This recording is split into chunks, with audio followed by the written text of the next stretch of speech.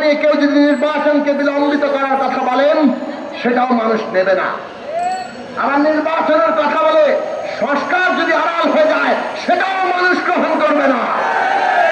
আমরা সংস্কারও চাই, আমরা নির্বাচনও চাই, এবং সেই কাজ করতে গেলে আমাদের জাতীয় ঐক্যমত্য, ন্যূনতম জাতীয় ঐক্যমত্যের উপর দাঁড়াতে হবে। মনে রাখবেন, ন্যূনতম জাতীয় ঐক্যমত্য না থাকলে অভ্যুত্থান বিপর্যয়ের মুখে পড়তে পারে। তাতে আমাদের সবাই ক্ষতিগ্রস্ত হব, আমরা সবাই ক্ষতিগ্রস্ত হব। কাজেই রাজনৈতিক প্রতিযোগিতা, প্রতিদ্বন্দ্বিতা থাকবে, গণতন্ত্রে সেটাই স্বাভাবিক। কিন্তু আমরা একটা ঐতিহাসিক মুহূর্তে আছি, যে ঐতিহাসিক মুহূর্তে আমাদেরকে ন্যূনতম জাতীয় ঐক্যমত্য রক্ষা করতে হবে। এই জাতীয় ঐক্যমত্য কিসের জন্য? আগামী দিনের ক্ষমতা ব্যবস্থা কোন নিয়মে চলবে, আগামী দিনের রাজনীতি কোন নিয়মে চলবে, সেই নতুন নিয়ম, নতুন রাজনৈতিক বন্দোবস্ত তৈরির জন্য। আর সেটা করতে গেলে সকলের ঐক্যমত্যে সফল করেছে।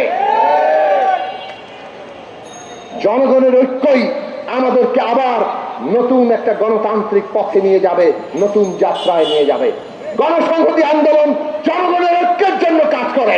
গণসংহতি আন্দোলন জনগণের নিজস্ব রাজনৈতিক শক্তি গড়ে তুলতে চায়, যাতে রাষ্ট্রের নীতিতে, রাষ্ট্রের সমস্ত পদক্ষেপে জনগণের স্বার্থ প্রতিফলিত হয়। সেই জন্য আমরা লড়াই করছি।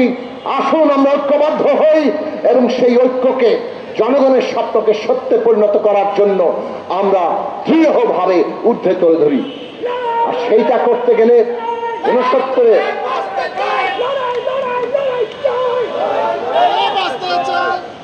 সেটা করতে হলে 69-এর গণ অভ্যুত্থানের ধারাবাহিকতায়, সেই 71 সালের মানুষের স্বপ্নে ধারাবাহিকতায়, 90-এর মধ্য দিয়ে যে আকাঙ্ক্ষা তৈরি হয়েছে গণতান্ত্রিক বাংলাদেশের, সেই ধারাবাহিকতায় আজকে জুলাই আগস্টের গণ অভ্যুত্থানকে ঊর্ধ্বে তুলে ধরে আমাদেরকে নতুন গণতান্ত্রিক বাংলাদেশ, নতুন রাজনৈতিক বন্দোবস্ত তৈরির জন্য সংগ্রাম করতে হবে।